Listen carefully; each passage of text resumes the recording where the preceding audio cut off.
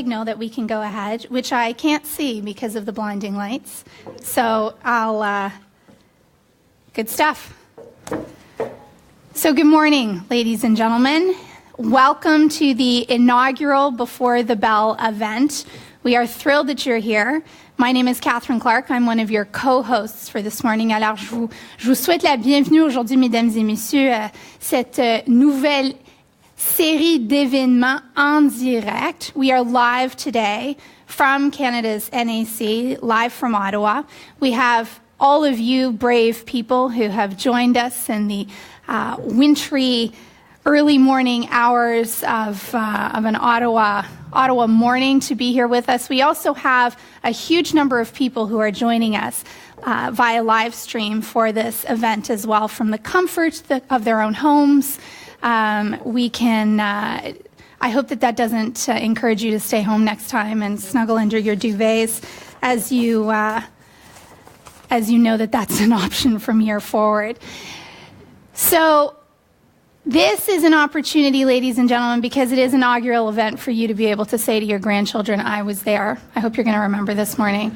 Susan Delacourt and I were talking that because of that, as you years from now look back and say that you were a part of this incredible event, Susan and I are going to work very hard not to mess this up for you.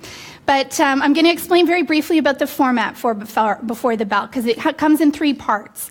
It's a Canadian series. It's going to feature candid conversations with some of the most influential people who are behind the big policy decisions that are affecting Canadians.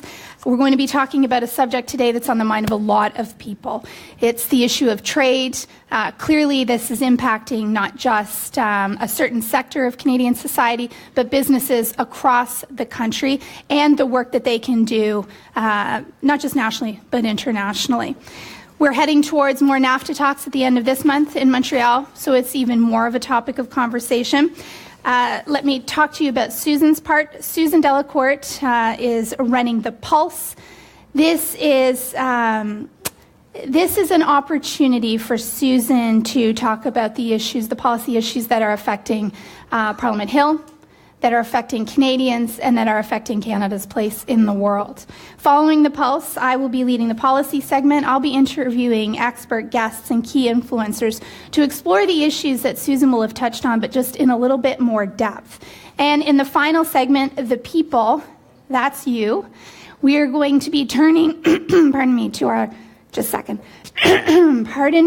to our live audience guests, so that's all of you here in the crowd today. And we're also going to be turning to our live stream audience, we're hoping that you will all have tons of questions, and we're asking you to pose them through Slido. A lot of you will have heard of Slido because you've been a part of events that we've put on before, but Slido is a digital mechanism, and what Slido does is it allows you to go to www.slido.com.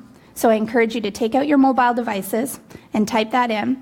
We have a hashtag for this event, which is hashtag BTBTrade. You need to put that in on the main page of Slido in order to join the conversation in a digital sense. And at that point, you can ask questions. You'll see there's a simple way that you can type in your question. You can also vote on questions that have already been posed by other people. That helps to move those questions further up the queue. So Slido is the digital mechanism that we will be using, both for some voting segments in Susan Delacourt's Pulse, and also later in the show when we get to the question and answer session. So once again, it's up on the screens. You can see it, the hashtag and the website that you need to go to, so it's pretty self-explanatory. And I'd like to quickly mention that Before the Bell is made possible with support from Forest Products Association of Canada, Export Development Canada, the National Arts Centre, and Skyfly Productions. And with that, ladies and gentlemen, I am going to turn the show over to the mighty Susan Delacourt. Thank you, Catherine. And thank you, everybody, for coming out today. This is, you're all part of the inauguration. We're just going to see how this goes. And you're going to be part of it, too. We're going to have a little discussion here before the main event. And we're going to ask people, you with your devices, to vote on the questions that we're discussing. We're going to have a little conversation, and then we're going to see whether your views agree with what we're hearing up here. So, First, I'll introduce I think this is a great panel to be some of my most admired people in Ottawa on stage here with me. We have to my immediate left, Sarah Goldfedder, principal with Earnscliffe Strategy Group, Nik Nanos, chairman of Nanos Research, and Amy Karam, president of Karam Consulting. All of these folks have lots to say about trade and the issues that are sort of currently on the agenda. So the way we're going to do it, though, is one question discussed among here. You'll vote on it, then we'll come back and another question. We're hoping to get through 3 or 4 before we have to stop. All right, so Nik, we're going to start with you. Is Canada, and here's a question for all of you, is Canada prepared for trade uncertainty within North America?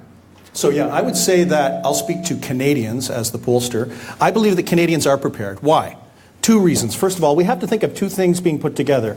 First of all, live reality television in terms of the Trump administration. And second, I'll call it the zombie policy apocalypse, these 2 different factors that are happening. And I think this is good. The reality is that when Canadians, and they are very interested in trade right now and tuned in, the last time they were interested in trade was in the 1980s under Brian Mulroney. That was an exceptionally important part of Canada's future. And it might have been controversial, but Canadians were tuned into trade. They had a dialogue and debate about trade. They talked about Canada's future and had competing visions, and we got the free trade agreement and then eventually the North American free trade agreement. Fast forward now, and whether you love him or hate him, the fact that Donald Trump tweets and engages on trade in Canada actually puts it on the radar of Canadians as something to talk about at the water cooler. And I would say that's a good thing. Second of all, we have, I'll call the zombie policy apocalypse. It's kind of like The Walking Dead. The thing is this is a bit like a relationship. So think of Canada being a relationship and our partner saying, you know what, I'm not sure if this is working for me. What does that make us do? That makes us re-examine our relationship. It makes us examine our role, not just in terms of our partner, but around the world. And, when you roll up kind of this uncertainty, right, in terms of what's happening, I would say that Canadians are prepared, and they're prepared because they're talking about it. And I think it's important for us to continue to talk about trade, and not just our trade with the United States, but our trade around the world. And I think it can only be a good thing, even with all these crazy things that are happening. Okay, points for zombie mention and before breakfast. Amy, your thoughts on this?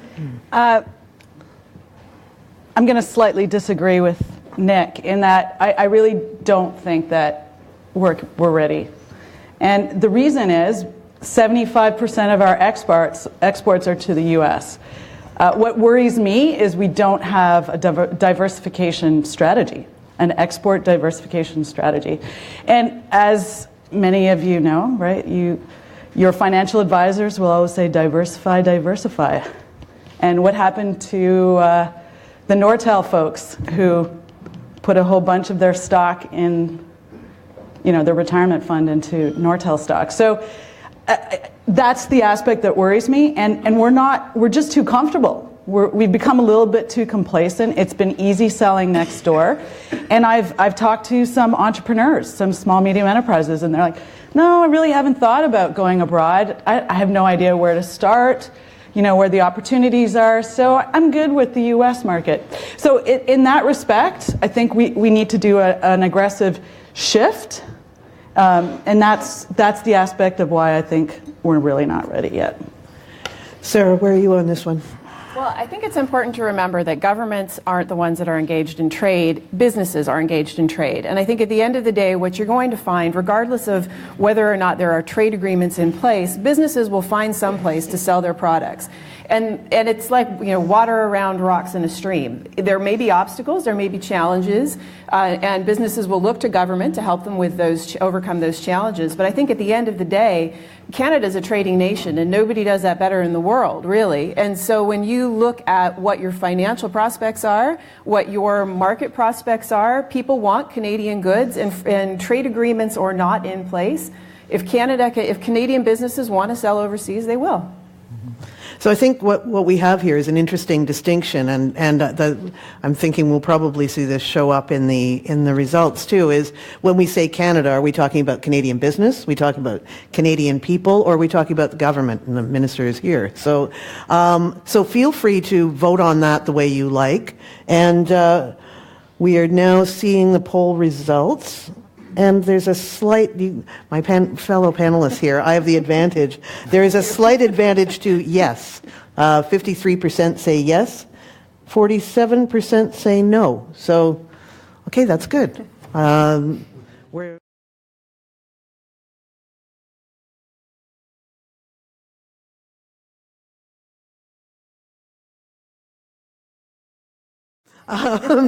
is Canada's progressive internationalism, that anybody who's been reading recent articles about this, Canada's progressive internationalism trade policy, helping or hurting our ability to negotiate new trade deals?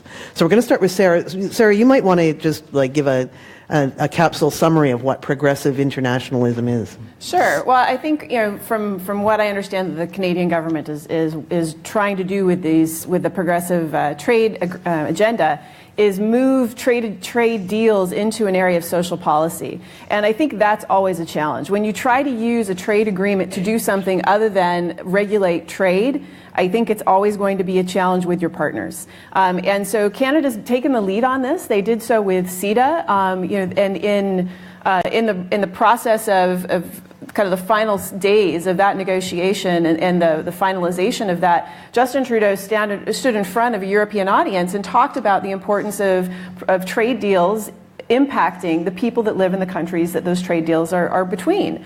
And that is important. And what you saw in the United States is that was a disconnect. And so there's a loss of support for trade agreements in the United States because people aren't feeling that the effects of the positive benefits of those trade agreements, and they feel that businesses are getting all those positive effects. So there is a challenge in this whenever you ask a trade agreement to do something that's not trade, and whether it's law enforcement pieces, whether it's social policy, and it's an easier deal when you're doing something like the deal in Europe, where you have a bunch of countries that are about the same step in economic maturity and social policy and political maturity. But when you're dealing with disparate countries such as that exist within the TPP, it's going to be a much bigger challenge.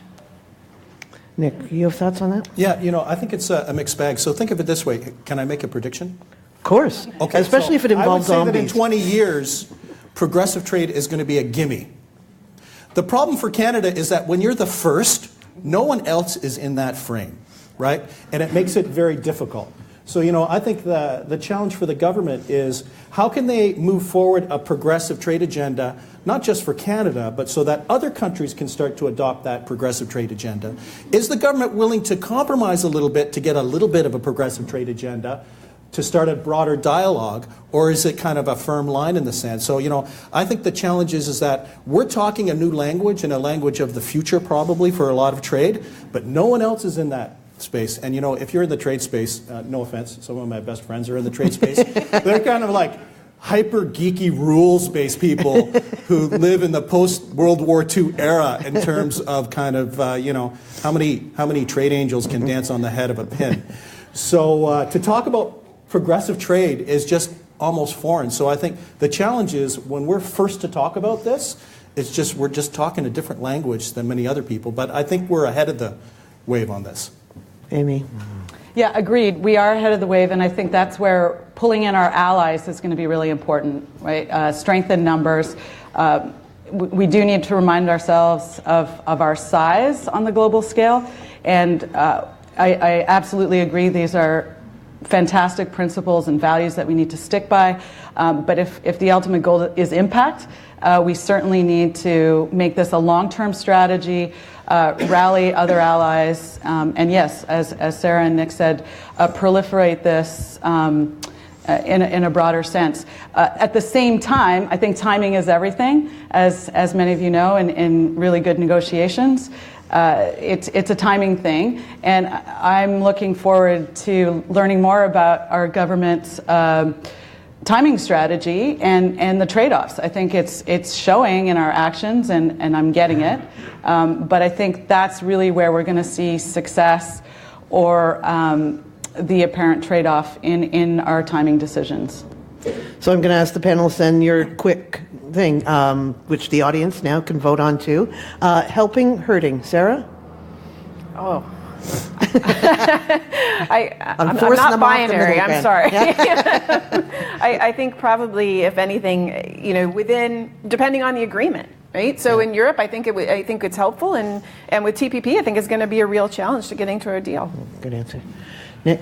Short-term hurt, long-term help. Nice. Okay. Amy, you notice how all the panelists are trying to have it both ways. If the end goal is signing a trade deal, it's hurting. Okay. Yeah. And what is our... Oh, okay.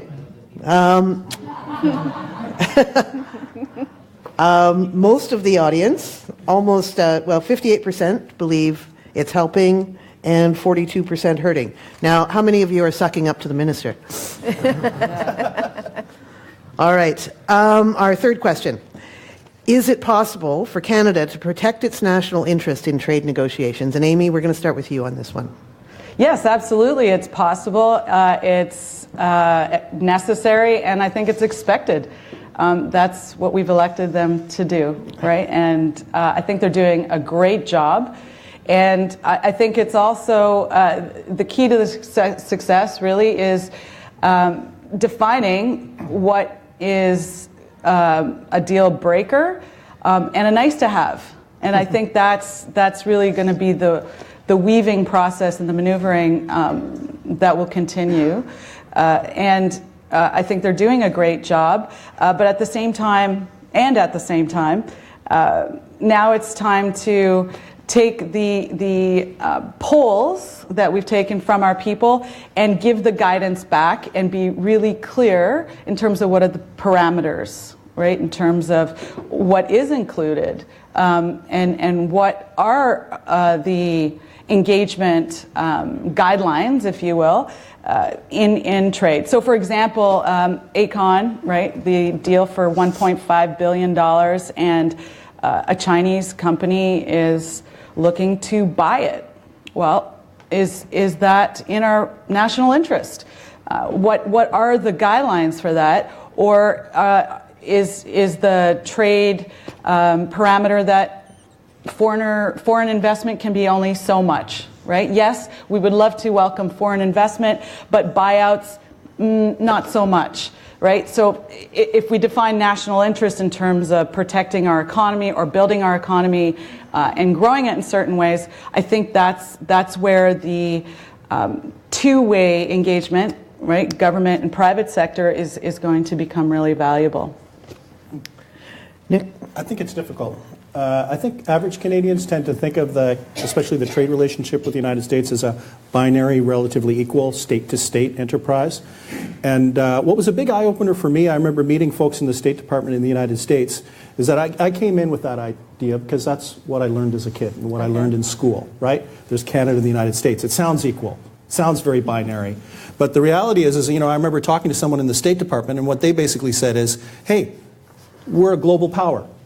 How do you fit into our strategy? So yes, we have a binary relationship with Canada, but when we're engaging with Canada, we're also thinking about Mexico at the same time, although it might not be articulated at the table.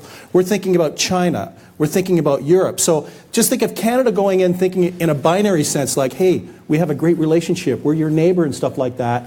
And the Americans having a different frame, because if they had the same frame as we did, the deal would be done. There would be a new NAFTA. It would be modernized. So I think it's difficult to protect our national interests because we're dealing with a global superpower that has other interests and is trying to fit us into what is important for them. So Sarah, and these will be the wrap-up comments too, so we'll right. leave you to, and also the whole idea of, I think there is some confusion between national interest and Canada First too. Right. Well, I think there's a lot of definitions of national interest, and different groups of people are going to have a different definition of what's in Canadians' national interest. So you have individuals thinking about, as a consumer, what's in your best interest as a consumer, what's in the national interest as, as an engine of economic growth, what's in the best interest of Canadian security at the end of the day. And I think Nik's really right. And I was smiling because that was my former employer, the U.S. State Department. And 100%, I understand that, when the United States comes to the bargaining table, the United States is thinking about what it wants. It's not thinking about what you want.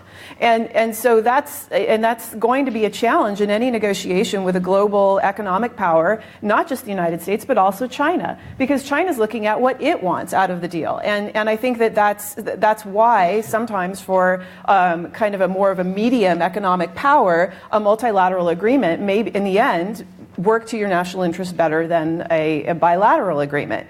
All that said, I think it's really important to go back to the different definitions of national interest and look at the different issues within that and see what is in Canada's national interest on supply management, for example, because I think you're going to have several different answers depending on who you talk to.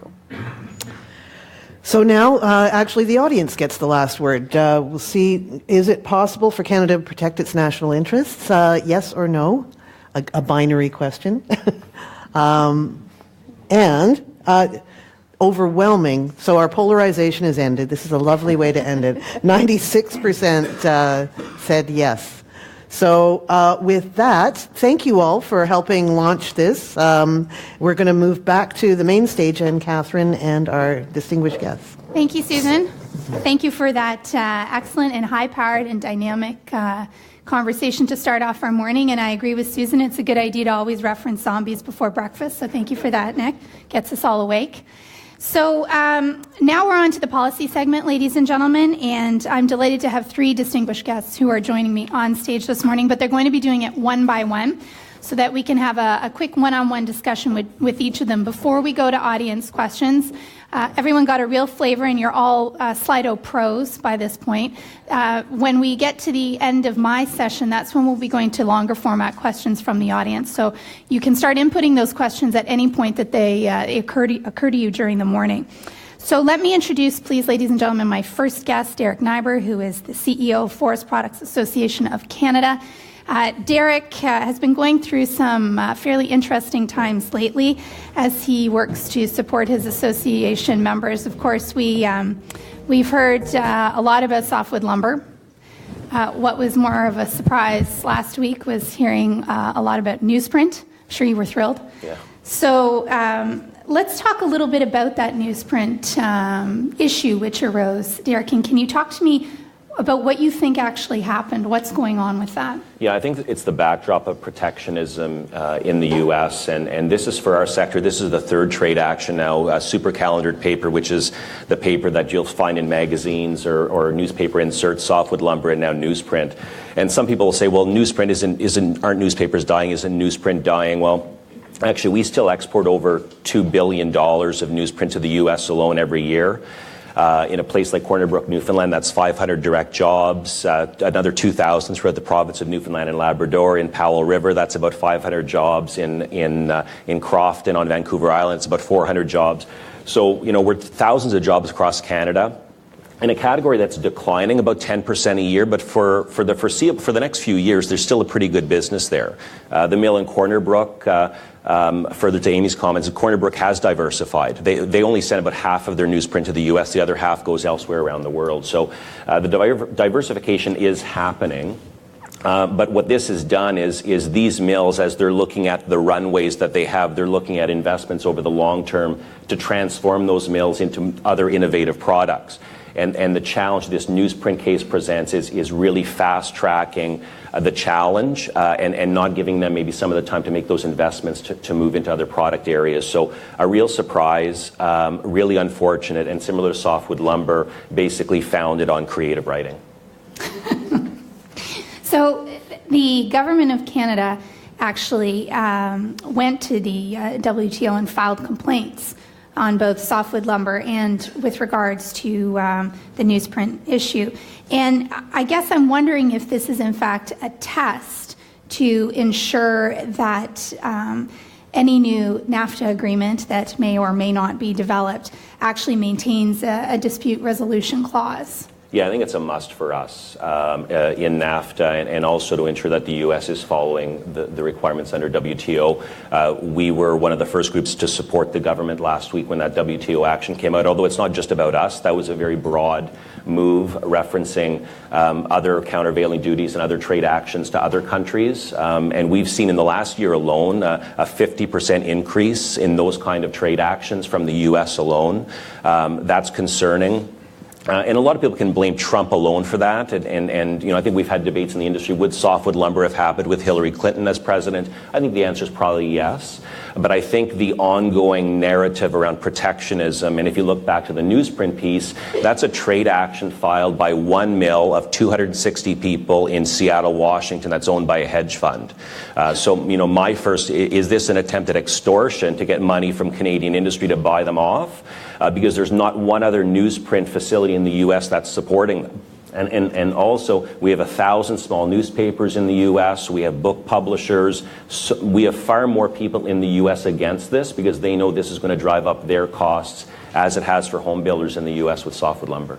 Yeah, that was an interesting and bottom of the page part of the story that I think may have been missed by a lot of people reading up on this issue. Well, and I think for the previous panel talking about what's in it for the U.S., and this has been one of our frustrations because the U.S. is not going to care about those jobs in Corner Brook. We care about them very much, but the U.S. won't. But the U.S. should care about the costs going up for home builders and home renovators and new home buyers in Florida. They should be concerned about small-town newspapers in Nebraska and Iowa paying more and possibly needing to close their papers because of these additional costs. And that's a big frustration. They don't seem to be getting that it's their own people really being hurt here as well.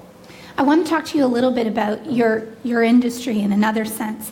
Up to this point, the public perception, up until relatively recently, I think it's fair to say, the public perception of your industry may not have been one that was environmentally friendly. People may not have looked at the work that your associated companies and industries were doing as one that was environmentally friendly. What are you doing to actually improve that image as you move forward? Yeah, we've come a long way, and I reference Elizabeth May when I talk about this because Elizabeth was chaining herself to the trees in the West about 30 to 40 years ago, and she's now one of our biggest supporters in terms of the work that we're doing. And I think it's a combination of things. I think the ongoing engagement on the ground with Indigenous peoples in terms of planning that's happening, the role that forestry plays in carbon, in mitigating carbon and climate change, which is big for this government. Across the country, on average, depending on species, we harvest the trees at about 80 years old. If you leave trees in, they're either going to burn or they're going to rot. And last year, we lost 1.1 million hectares of forest in the interior of BC. And last year, we lost 24 times the number of trees that we harvested to fires and pests. And that speaks to the need, so there's significant environmental benefits that come with active forest management, plus just the cycles. We're planning in 150 and 200-year cycles, strictly regulated at the provincial and federal level. So that's moved a lot. But it's about continuous improvement because the customers want, sustainably sourced product, not only in Canada but around the world. So as we think about the global market and expanding markets, that social responsibility factor continues to be really important. And undoubtedly plays into the idea of a progressive international trade agenda as well. Derek, you're not going far. I'm just going to go down there. But you're just going to go down there. Yeah, thank you. Derek's just moving down the stage briefly. Thank you, Derek, for those comments. Because now I'm going to bring up our second guest, ladies and gentlemen, Mairead Lavery, who is the Senior Vice President of Business Development at EDC. We gave you a little taste of music there, Mairead. Yes. Welcome. Thank you, Catherine. So clearly, the government's trade agenda is of keen interest to Absolutely. EDC. And I guess we should probably start talking about whether you can talk to us regarding some of EDC's trade initiatives that support that progressive agenda. Sure. Thanks for that question, Catherine. So absolutely, it's extremely important to us. And what we are very focused on are obviously looking at what the exporter needs are and how we can actually support Canadian companies and our exporters. But the agenda fits in very nicely when you think of some of the capabilities and the areas of growth in Canada. So clean tech's a wonderful example where you have an environmental benefit, so that progressive agenda item of environment linked to a strength, which is our Canadian clean tech companies. So we've been very focused over the last number of years in expanding our support to Canadian clean tech companies. So we have supported in the last 4 years about $3.5 billion worth of business, 170 clean tech companies, exporting to 114 countries in the world. So when Amy mentioned diversification, that's a great example where we're getting really strong Canadian companies out into the market and really helping them grow from being this Canadian expert to being a global enterprise.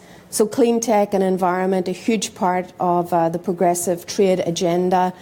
Also the environment just in general itself. So EDC, one of the, actually the first ECA to adopt the OECD standards on coal-fired power stations, where we don't support those anymore. And we continue to evolve that and remove support from areas unless we can see significant reductions in greenhouse gas emissions. So very clearly on the environment, as it relates to gender issues, women-owned businesses, a key priority for us. There's a very comprehensive ecosystem in Canada, but there are gaps. So what we want to do is go and address where there are gaps and help women-owned businesses actually be able to grow their business internationally. And that's a key focus for us, certainly this last year and moving into this year. One of the other things is how do we also support Indigenous-owned companies and another areas of focus for us. So clean tech, gender-based decisions, Indigenous peoples, looking at the other groups that perhaps benefit from these, not only the free trade agreements, but the actual agenda itself. Are there particular markets that are of most interest to your clients? That's really interesting. I mean, Amy mentioned the statistic, and of course our clients mostly export to the US, but our job is a diversification job. So we have got to get them interested in other markets. Asia Pacific is a huge opportunity. It matches very well the capabilities of Canadian companies, and we have to encourage them. We have to demonstrate how to do business in those countries, give them the tools that they need to do business, and be on the ground to help them. So our agenda has been very focused on growing and representing how you can actually do business in these more challenging and markets that perhaps people don't necessarily think about. So the EDC strategy has actually been to get boots on the ground in these markets. Our 20 offices, in fact, we have none currently in the US, although perhaps we'll have to think a little bit about that as we need to help our exporters remove some of the uncertainty linked to the current negotiations. So give them the knowledge, give them the financing, and help them reduce the risk of getting to those markets. But without a doubt, the growth in Asia Pacific is very easy to actually introduce to our clients. The opportunities are there, and we've got to help them diversify to get there. So there are nonetheless a lot of ups and downs right now for people in terms of trade in general, NAFTA in particular, but trade in general. You're still bullish on Canadian trade. Why? Because when I meet with Canadian companies, their skill set, their capabilities just match the needs of foreign buyers. There are markets out there, so I'm extremely bullish. I mean, we have invested quite significantly in actually trying to help Canadian companies find the one thing they need. Guess what that is? A foreign buyer. So we're very focused in getting out into the markets, using the tools we have at our disposal to make relationships with those foreign companies and introduce Canadian companies to them. And when we go through that process, without exception, the foreign buyers say, I didn't realize the talent and the companies that existed in Canada. So they're very, they like the Canadian brand, they like what it stands for. They're very willing to introduce Canadian companies. We have to help them understand what's available, the capability that's available in Canada, and we have to get the Canadian companies perhaps over the hurdle of being able to deal with the risks of working with those foreign buyers. So that's where we're making our significant investment. We have a team of 50 people who I call my favorite words are match.com, and their job is to match Canadian companies to foreign buyers. So that's what we're trying to do to help them with that diversification. That's fantastic. You probably never thought you'd have high-level matchmaker on your on your resume. Thank you, Marie. Thank you, Catherine. You're also not going far. You're just we're playing musical chairs here, and you're going to be a part of our discussion in just a few moments as well. Derek has kept your seat ready, and I'm now delighted to call up to the stage our third and final guest, François-Phillipe Champagne, who is the Minister of International Trade. Who has probably got more aeroplane miles than any of us.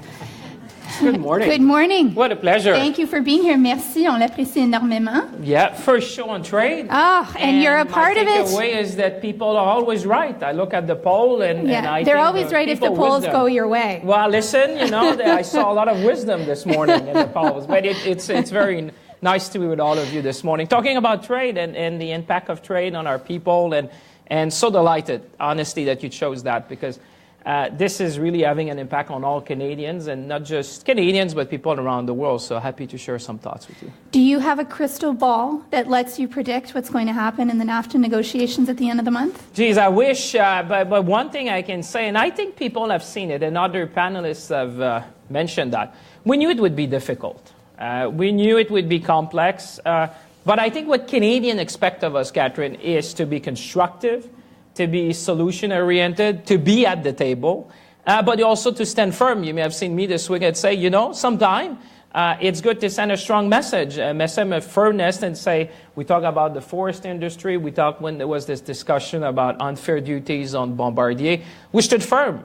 And we send a strong signal. So no crystal ball, but a resolve to make it work. We remind our friends south of the border that this is an agreement that has provided prosperity to our people. Millions of jobs, middle-class jobs, depend on that agreement. I often put numbers. This is $2 billion of goods and services exchanged every day. This is 400,000 people crossing the border. And Canada is the largest client in the United States, bigger than China, Japan, and the UK combined.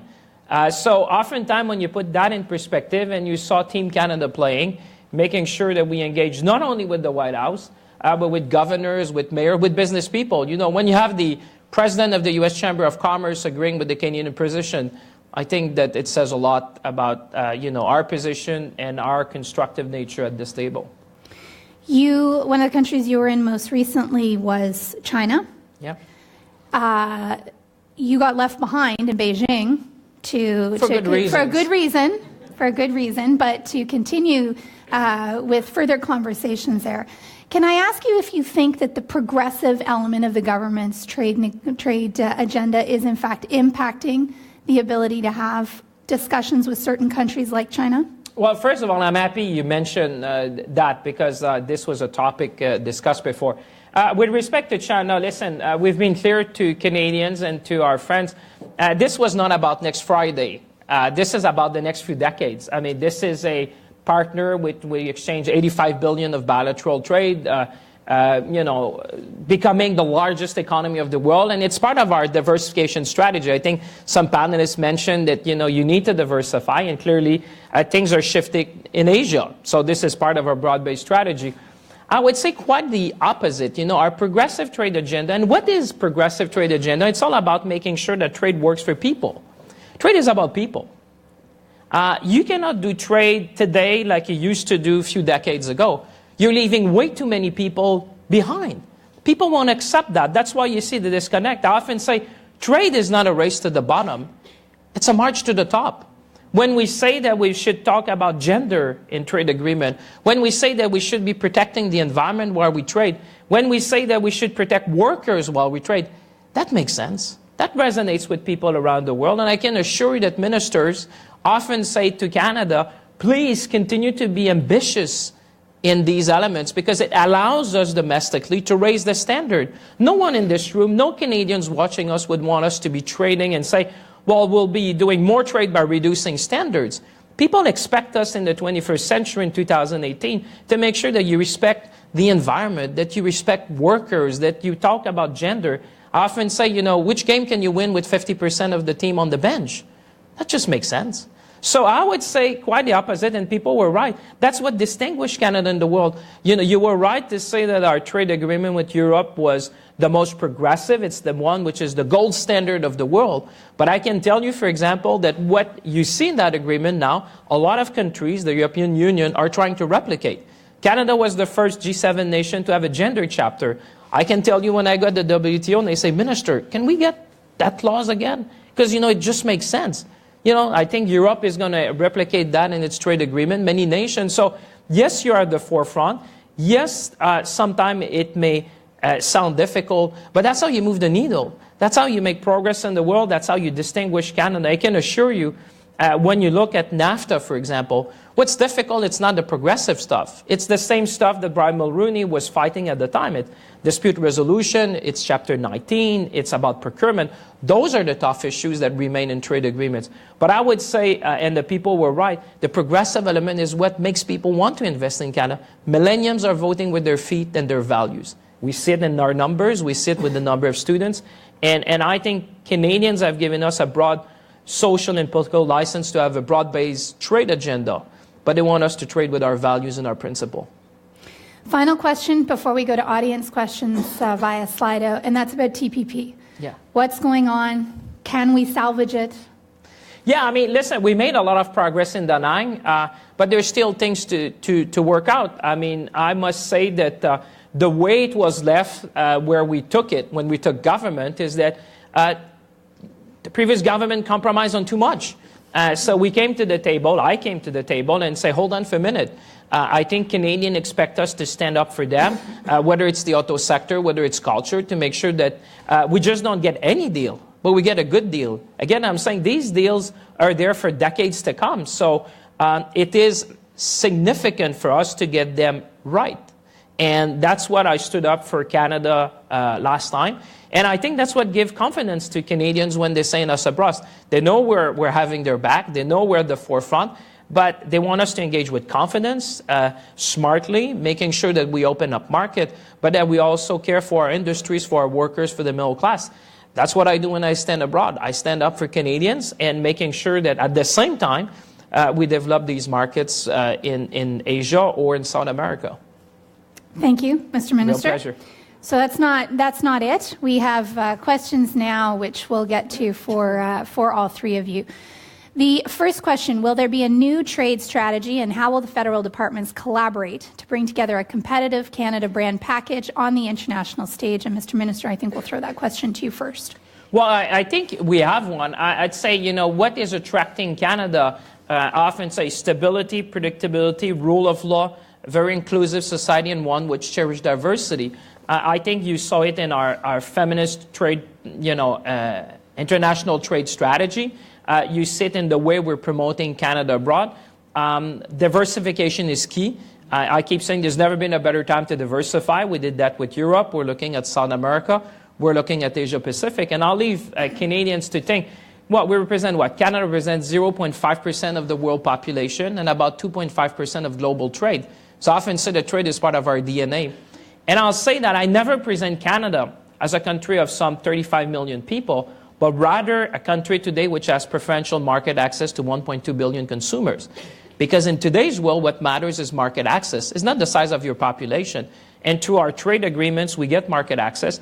That's what matters for Canadian companies. And we said it at the panel, how do you access these markets? My job is to bring that 1.2 billion number up.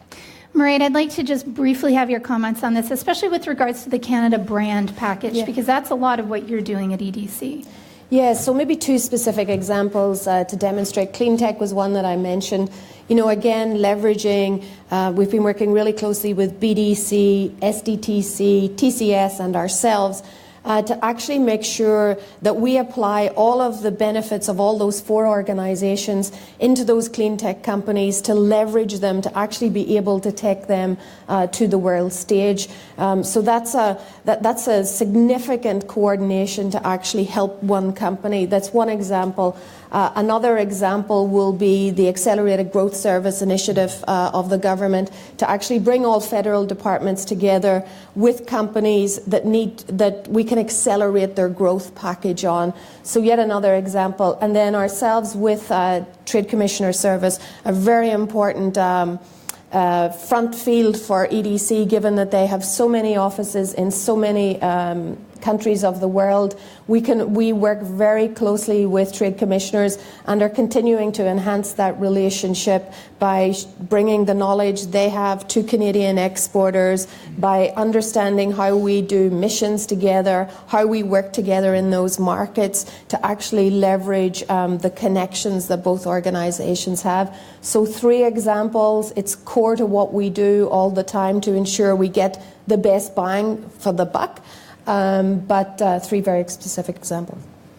So the next question is, beyond finishing TPP and a future trade deal with China, what other countries is Canada looking at as potential partners? And Derek, I'm actually going to ask you to address the final element of that in terms of what other countries is Canada looking at as potential partners, and from your perspective with FPAC. Yeah, we see tariff relief opportunities in places like Vietnam, Malaysia, Mexico. I know Vietnam, there are 90 million people in Vietnam, and also a lot of the furniture manufacturing has moved from China to Vietnam. So that would be the top of the list. I think the tariff saving opportunities are in the 30% range there, so huge opportunity for us. Yeah, and Mairead, you talked about a few of them as well in terms of... So maybe first place to go is the Canadian Tariff Finder, which was done by TCS, EDC and BDC, which actually shows you current free trade agreements that are in play and which country has the lowest tariff. So you can actually go online and check that. Very clearly a move towards the east. I talked about Asia Pacific. That market is so huge. You have markets in there that are very similar to Canada, like Australia, where people could have a very ease of doing business that's similar to working in Canada, and even easier perhaps than the US, because let's remember the number of states we have in the US that are actually all with their own individual regulations. Right through to the more forward-looking markets that are more difficult, like Indonesia, etc., but lots of opportunity for Canadian products. The needs of those emerging markets are what Canadians are very strong at doing. So I'm still, we have markets all over the world, but Asia Pacific just represents such a significant opportunity, and all the many countries of both ASEAN, the different provinces in China, and then the more developed markets of Japan and Australia. If I could just quickly add, one of the things we see is there tends to be the Asia focus. There's a perception that it's just the West, so BC, Alberta, Saskatchewan, Manitoba, and there's been some talk in the industry about how do we better empower some of the folks who might think they're too far from the Asia market. So I think there needs to be some work in our sector and others to get some of the Eastern players to be thinking that there is opportunity in Asia for them. Yeah, that's an excellent point. Prime Minister Trudeau's recent trip to China didn't go well. This is our next question. That's actually a comment. What does Canada do if Trump pulls the plug on NAFTA? Mr. Minister, you may or may not agree with the... You would ask one of the other panelists that question. I don't know. I was ready to answer the other questions. I know. So you may or may not agree with the first part of it, but I think disagree. Everyone's interested Actually, it depends how you define success. I think... when you deal with China, you have to look over time. And I think that to get it right and to engage, like I said, it's a very important trading partner. But if I go, what does Trump pulls out? I think, and it's not me, as some of wisdom came from the people, it's about diversification. Clearly that my job, and I think you said it in the previous question, we have a lot on our plate. We have just opened the market in Europe, more than 500 million consumers, and I think that's quite significant for people watching us. We still have to take the full benefit of that. I mean, Canada has preferential market access to the largest consumer market of the world. I was traveling Canada, and it's really making a difference. There's very little difference between being in Ottawa today and Toulouse or Milan and Montreal. So clearly we need to take benefit of that. But then if I shift, I look north-south. Clearly South America, we were the Pacific Alliance, which is Mexico, Chile, Colombia, and Peru. We have been asked to upgrade our membership, and we're doing that, and it's good because that is also a very up-and-coming middle class. And the other one is Mercosur. And Mercosur is about Brazil, Argentina, Uruguay, and Paraguay, where I was just before Christmas. So we're looking north-south, and I can say in Asia-Pacific, and I think was mentioned before, we have started discussion with the ASEAN countries. We're continuing, like we said, with TPP. We've been very involved in India. So we're going to continue. I think it's a broad-based strategy, and I think this is the way to make a difference. So in the NAFTA discussion, we're looking at all options, but I think the best way we can do as Canadians is to open up markets. Is to give us more flexibility where we export our wood and where is EDC making a difference. And for example, I have to applaud their work. And our trade commissioner, for example, we opened an office in Singapore, EDC recently, which is one of our best performing office in the world. So we are really understanding that the game is shifting in Asia. And we have a bit, let's be honest, I think didn't play as much as we should have, perhaps over decades, to position Canada. But we are resolved in doing that now. And I think it's with EDC, our trade commissioner, and Canadians in general, because it's business who do the business. We're there to support, and we'll certainly do that. I'm going to stretch our discussion until 9:05, just so that you can all have your internal clocks reset there, because I want to get opinions on what happens if we pull out a NAFTA, if the U.S. pulls out a NAFTA, from our two other guests as well, and I want to take two more questions from our audience. Marie, quickly, can you touch on what happens if the U.S. pulls out? Yeah, so I'm going to pick up on something the minister just said, which is business is done with business. So the first thing that Canadian companies need to look to is their customers. The customers, regardless of what will happen in the international trade environment, there are deals in place, there are procurement arrangements in place, and Canadian companies must first look to their customers. And at this period of time, they need to be as close to their customers as possible to understand what are they thinking, because perhaps when we, and indeed when we look from an economics perspective at the US, there is a lack of labour, there is a lack of supply in the US market. That demand will not go away. So the demand will still sit there regardless of how actually the international trade agreements work, and we see this with softwood lumber. I mean, the demand still exists. It increases the price. So I think that is perhaps a longer term thing that the Canadian companies are going to have to look at their competitiveness versus other countries. But in the short term, demand cannot go away because the consumer is still there. So my advice is Canadian companies get extremely close to your customer, understand what they are thinking about NAFTA, and start looking at your diversification strategy. We will be there to help. We were there to help with the softwood lumber, with the softwood lumber action plan. If that's needed, we would, of course, look again to where we would need to play in those spaces. But there is nothing more important than staying close to your customer. First rule of business. Derek? Yeah, it might be a bit of a provincially, but I'm kind of thinking, could it be any worse for us? Like, we're just getting the stuffing kicked out of us with 3 trade disputes under the current kind of framework, although softwood is outside. So I think at the end of the day, we'll figure it out. The one thing we are watching is the more uncertainty there is around NAFTA, it is putting downward pressure on our dollar, which is maybe a silver lining for the exporting folks. Not something we'll celebrate, but something that's going to help us. We're also seeing in our sector in the near term pretty strong prices for our products in the U.S. and around the world. So there are some positive factors, I think, happening at the same time as this uncertainty. But, I think about our friends in the auto sector. What does this mean to them, and how does that impact other communities near our communities? And so we're in this together, and we'll be, shoulder to shoulder with government and other leaders in the country here, business and otherwise, to find our path. Mr. Minister, how is progressive trade aligned with Canada's international assistance and broader foreign policy agenda? Well, I would say very much. As you know, we have a feminist international policy. And for example, I was mentioning like the gender chapter, and I know some people may think this is soft diplomacy. But this is diplomacy that is making a difference. We were the first G7 country to do that, the second in the world. The first one was Paraguay and Chile, and the second one was Canada and Chile. We signed that with President Bachelet. And I think, I'll tell you something interesting. Sometime I got questions from journalists say, "Oh, Minister, is that chapter going far enough?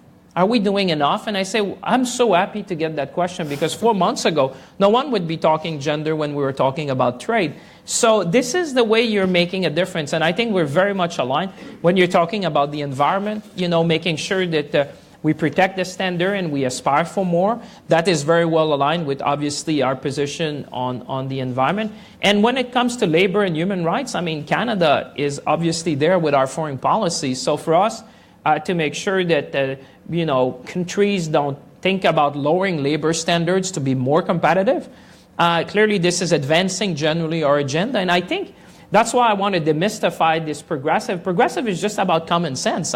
We want to engage in trade, but we want to engage in, and I saw some of the question about fair trade and progressive trade, is making sure that the standards are kept or elevated to make sure that we trade on a fair basis among each other.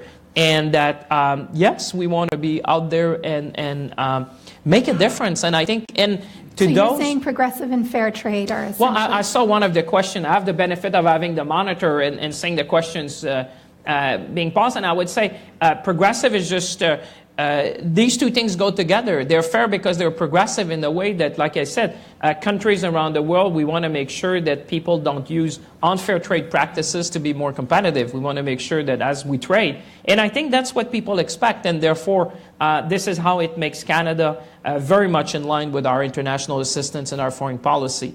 And I must say, Canadians, I think, Paul said, people understand that at home, that this is the way to go in 2018.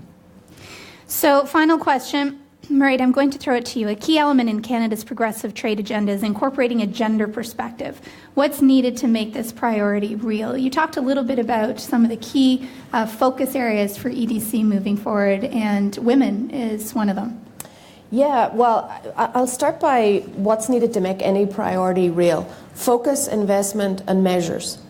So you need to have the focus. Everyone needs to be focused on that priority, so alignment around that focus, and investment to make sure that you can actually deliver on that priority, and then measuring the benefits and the success, having strong measures of success. It's actually going to be the same thing. It's the same thing for what we need to actually progress the agenda that we have for women-owned businesses, for example. Focus, ensuring that we're all aligned in the organization, ensure we bring the best tools, investing in the best tools to actually make that a reality, and putting measures in to see are we making a difference. That's what's needed to make it happen. Thank you to all three of you for your presence here with us today. It's most appreciated. It was great. Yes, thank you for having us. Thank you to our audience as well. Je vous remercie sincèrement d'avoir choisi d'être parmi nous pour cette session inaugurale de Before the Bell. And je voudrais en effet encore remercier nos sponsors pour cet événement. If I could just thank once again Forest Products Association of Canada, EDC, the National Arts Centre, and Skyfly Productions for their support of this event. We hope you're going to join us for other Before the Bell events. We do try to keep it hard stop, 8 to 9 a.m., a good way to start your day with key issues that are impacting Parliament Hill and Canadians. We have a health checkup on January 30th. On February 8th, we have an event discussing international development and Canada's NGOs, and we also have a special Six Estates Spotlight discussion on vaping and harm reduction, which is taking place on January 23rd. You can get more information on any of these sessions and register at www.sixthestate.ca. You can also, of course, follow us and like us on Facebook, and you can follow us on Twitter, too. We hope you will do that regardless. Thank you once again to our distinguished guests, both here on the stage with me and our earlier guests from Susan Delacourt's panel. Thank you to my co-host, Susan Delacourt. Et je vous souhaite bonne journée, mesdames et messieurs. Have an excellent day. Thank you for being a part of this inaugural event. Merci. Grand plaisir.